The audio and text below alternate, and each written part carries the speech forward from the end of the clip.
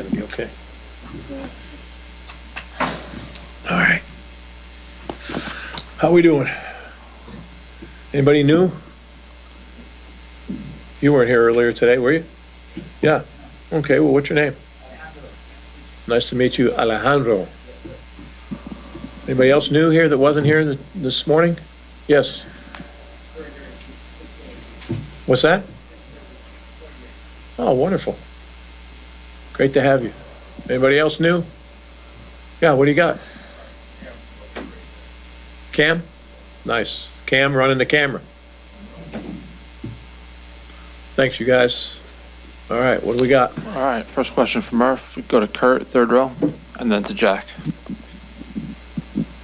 Murph, a lot happened in the ninth inning there, but the eight innings before that with the way Snell pitched, how many times have you seen a pitcher just look that in control in a playoff game like that? He was great. His sequencing and in terms of throwing his changeup is effective. His changeup and slider were incredible. The kid was incredible. I've seen him pitch like that before. I think it's his most dominant performance against us. I've been here 10 years. I think that's the kid Swellenbach from Atlanta had one against us earlier, kind of in the shadows. It was kind of different, but kid was amazing. And Will Smith, the way he called the game, and it was unusual the way he did it. He didn't go back and forth. He just went change up, and the ball was moving so much, and it was such a great pitch. He recognized it and stayed with it. And so I credit Smith too, and Snell was unbelievable. Jack. Murph, we kind of saw it at times throughout the regular season, even on nights where a guy on the opposite side was throwing the ball really well, you could at least kind of work the pitch count up, get him out of the game earlier by not chasing, working longer at bats. Did it just feel like with how Snell was throwing tonight, he kind of took away your opportunities to do that? Yeah, I mean, his breaking ball was so good. He could flip it in there for a strike and then have the one below. It was really hard to discern, and the changeup was dominant to right-handers. So it was really, really difficult to get a beat on it. Yeah, he did. We couldn't get anything going. You know, those pitches are really hard to bunt. They're really hard to put in play, and, you know, we don't usually punch out 10 times, but, you know, that's what happened. Go to the left side. And our defense was great. I mean, our defense played great. The play Sal made. So Collins made a great play. Terang made 3 or 4 really nice plays. Yeah, that was a great performance on our half. Our pitching staff, for the most part, did a really, really good job. You know, Freddie Freeman's been a Brewer killer for a while, so hopefully he'll oversleep tomorrow or something. Left side, third row.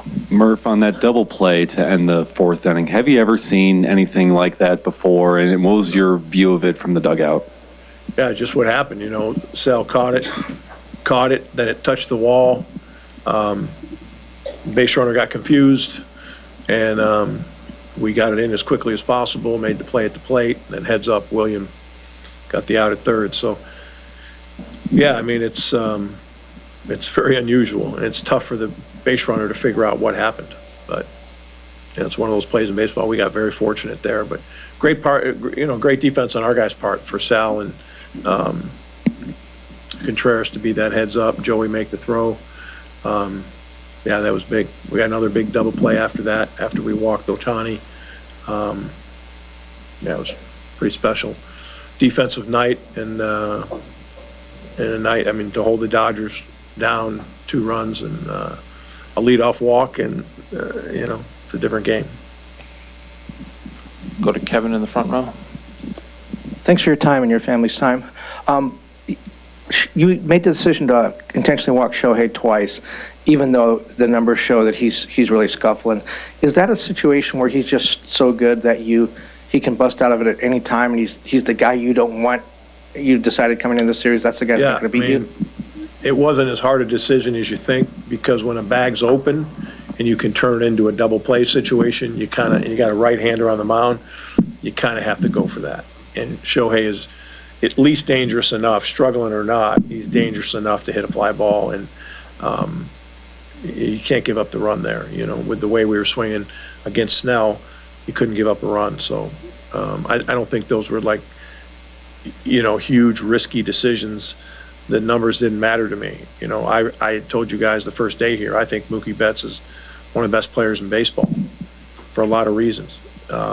But it was no disrespect to him. It was just the right thing to do with a right-hander on the mound and Shohei coming up with his ability to strike the ball so hard and put it in the outfield. Jason? Murph, on the double play, just making sure that it seemed like everybody on the field was confused except your three guys who handled the ball. So I just wanted to make sure that, do you ever talk about plays like this or practice plays like this, or is that impossible? Sal is one of the most intelligent baseball players you're going to find. He gets it. And he's a great outfielder, playing center field for the first time in a while. But he's mad that he didn't make the catch. But if he did, the run would have scored easily. You know what I mean?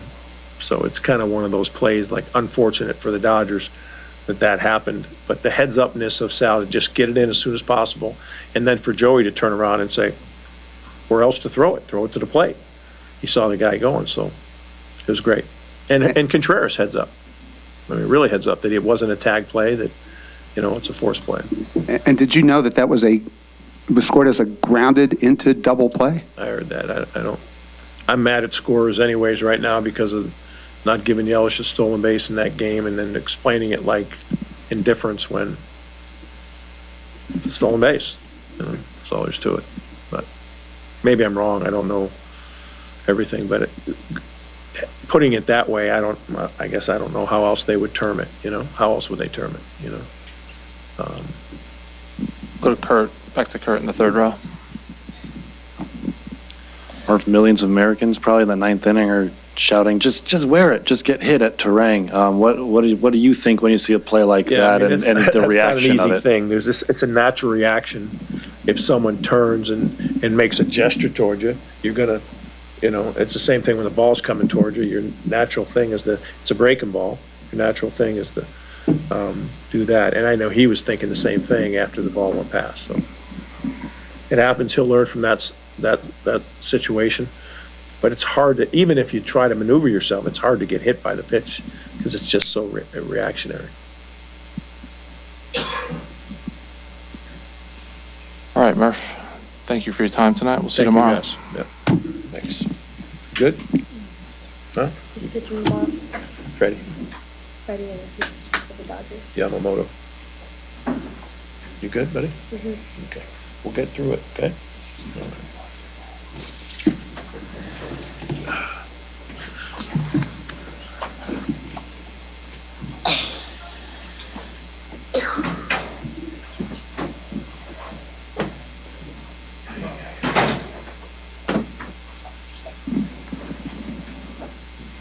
For the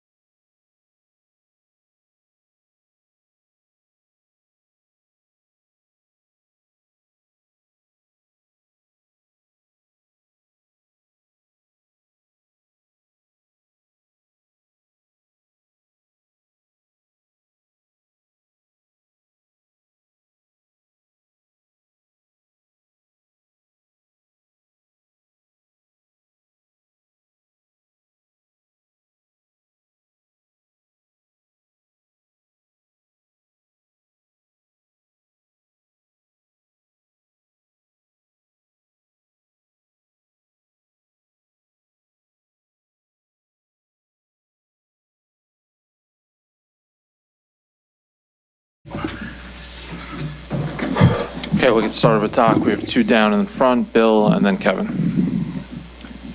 Dave, obviously Blake pitched a terrific game. He's rolling there. His pitch counts in check. I'm sorry.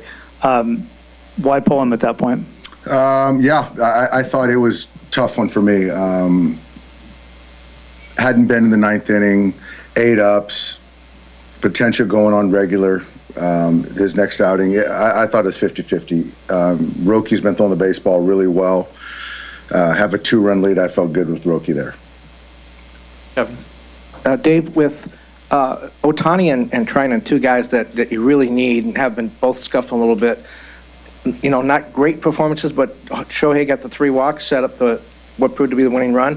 Trinan did get out of that inning, did close the game out. Is this moving in the right direction? Are these positive signs? Absolutely. I think obviously it was a tight ball game to the end, but I thought offensively we were very good tonight. I thought we took good at-bats all night long. We put the ball in play, didn't strike out. Obviously, there were some crazy things that happened that they weathered some innings, but offensively, I thought we were great. I thought the defense played really well, and to see Blake come in and close it out was big for his confidence and us going forward. And Shohei, yeah, I thought Shohei's at-bats were great tonight. Fabian? Yeah, Dave, what did you see from Roki in the 9th inning? Do you think there might have been some carryover just from going 3 innings in Game 4 of the DS there? I don't know. He had 3 days off. Everything I heard, he felt great, and there were some near misses. But, you walk 3 guys, and so he was just off a little bit. But I thought the stuff was still good, but just missing. And I don't know, if there was carryover from the 3 innings. Just kind of betting on, how he's saying he feels and the coaches and training staff. And, with the 3 days off, I felt good with him. And with Blake, obviously, you've seen a lot of good postseason pitching performances, but where do you think Blake Snell's outing ranks among those tonight? This was as good as I can remember in the postseason against a very, gritty team, puts the ball in play. The changeup was the pitch of the night. His command was great. And, you're not going to see too many performances like that, certainly in the postseason. This was pretty special. Let's go over to the left side, Russell. Doc, when you're seeing the changeup, get so much swing and miss, is there a feeling first, second inning where he has the full arsenal working? Yeah, I did. And he just has an ability to kind of manipulate the changeup within the changeup. And I thought his command, his delivery, he was just sort of in that zone tonight. And so I saw that early on and, had no hesitation, obviously running him through 6, through 7, and through the 8th inning. Go to Anthony, second row, and then back to Bill. Just what is going through your mind in the 9th when, not that there was ever a large margin in this game, but a game that was relatively secure suddenly becomes not so much? That team's going to fight. They're going to fight to the end. We know what we're up against. And you just want to, hope guys make pitches, keep making pitches. And you got to give credit to those guys. They took the walks. They kept the line moving. And ultimately, we had to put the ball over the plate. And Blake, fortunately had a good at-bat versus Terang. But it's not going to come easy. This is going to be a grind. It's going to be tough. And, no one expects it to be. Bill? I just wonder what you saw in that kind of weird double play. Did you figure it out as it was going on, or it happened so fast you didn't even realize what was happening? It happened fast. I didn't know he didn't catch it, to be quite honest. We go over that rule. Teo knows the rule. I think right there he just had a little bit of a brain fart, appreciating that when it does hit the glove, you can tag there, but then he tagged, did it correctly, then saw, he didn't catch it and went back, and that was the mistake. But he owned it, and, after that, there's nothing else you can do about it. Fabian?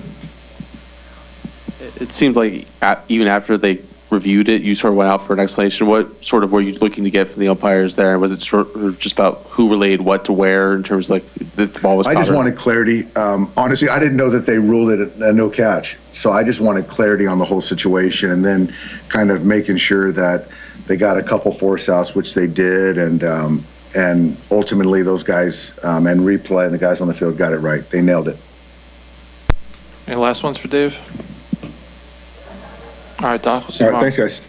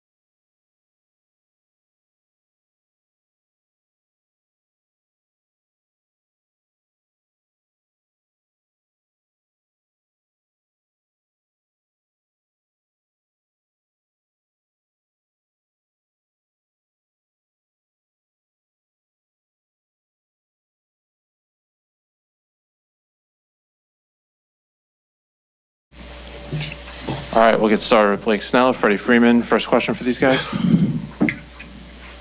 Start with Fabian, second row on the right.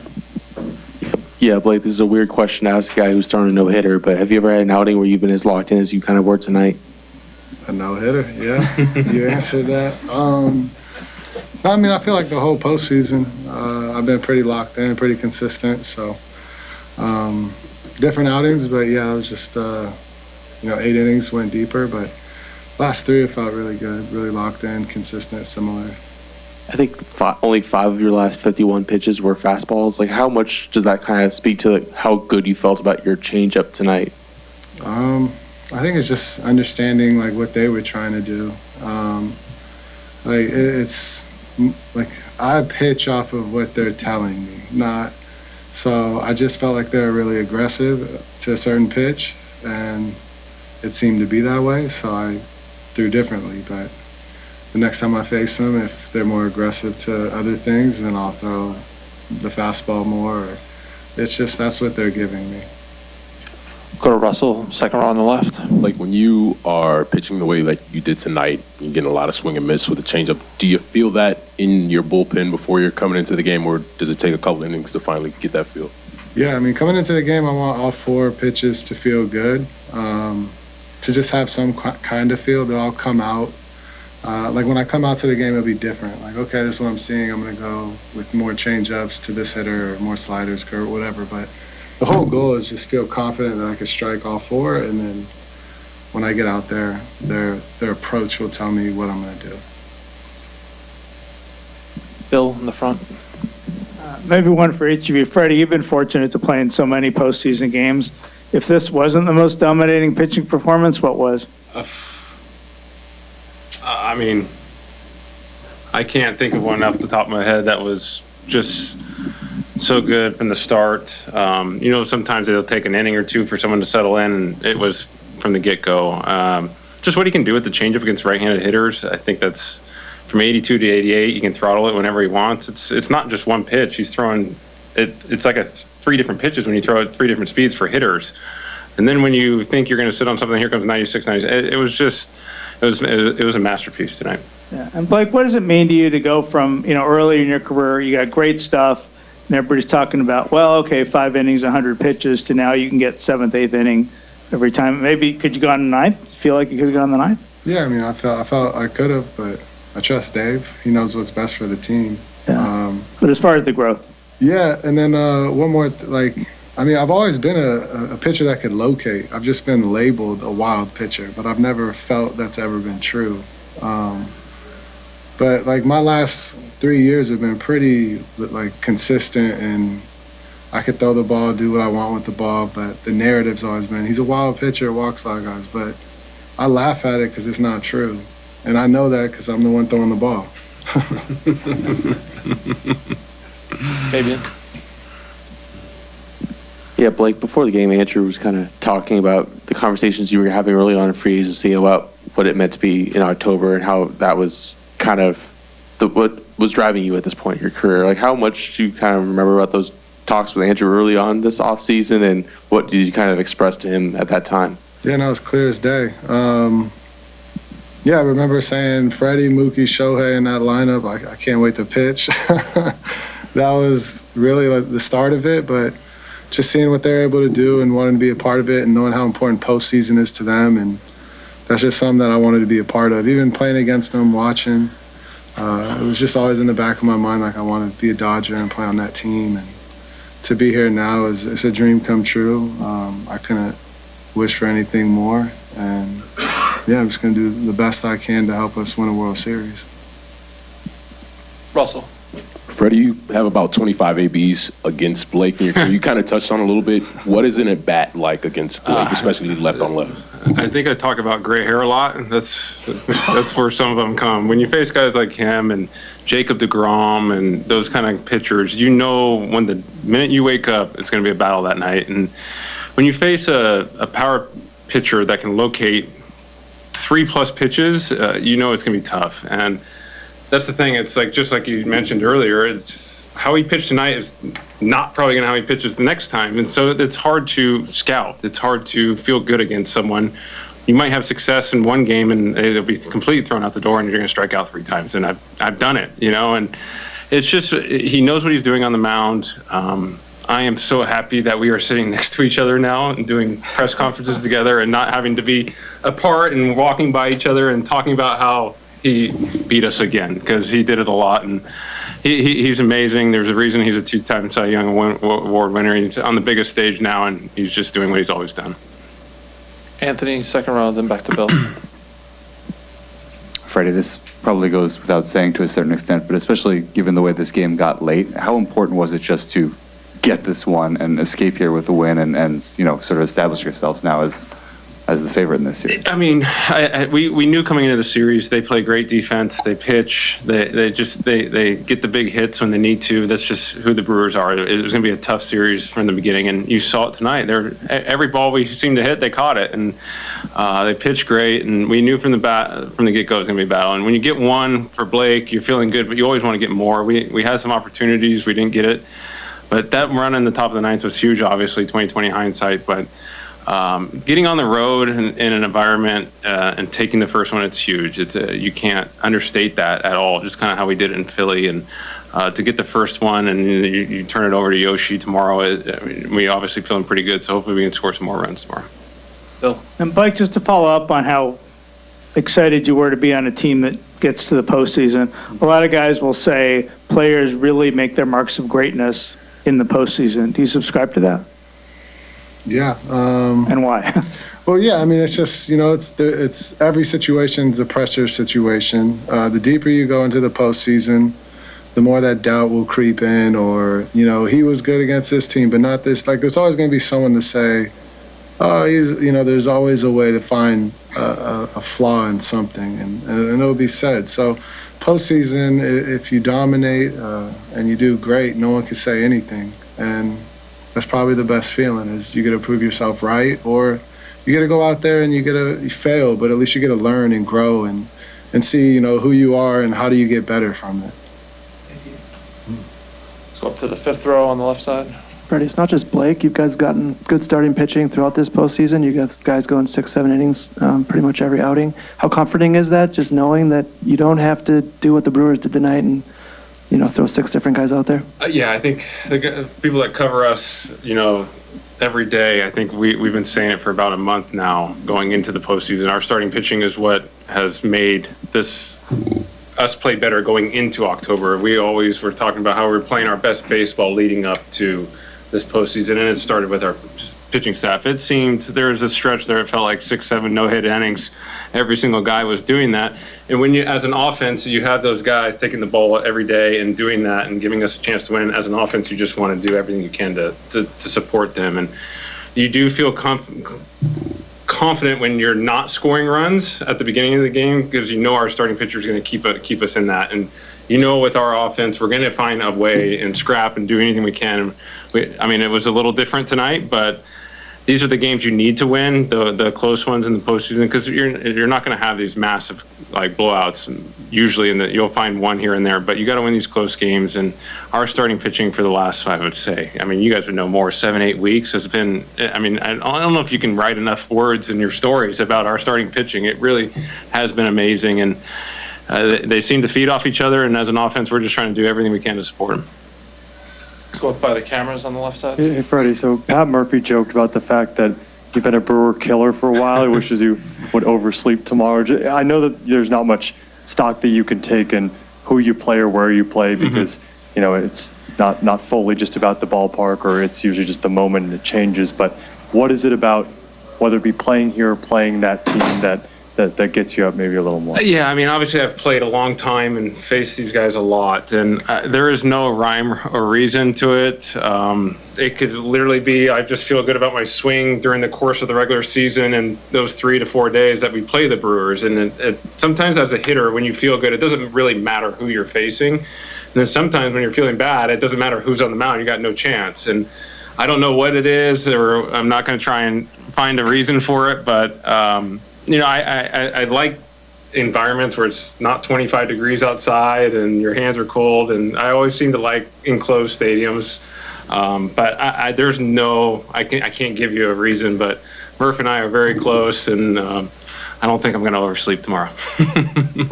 We'll finish up with Fabian, second row. Yeah, Blake, you told TV that you kind of noticed that some of the Brewers lean certain ways and stuff like that when they're on the base pass against you. What did you see specifically on the play where you guys picked off Durbin? I can't tell you. I saw enough that I need to pick. All right. Thank you guys. You can't give that away. You know that.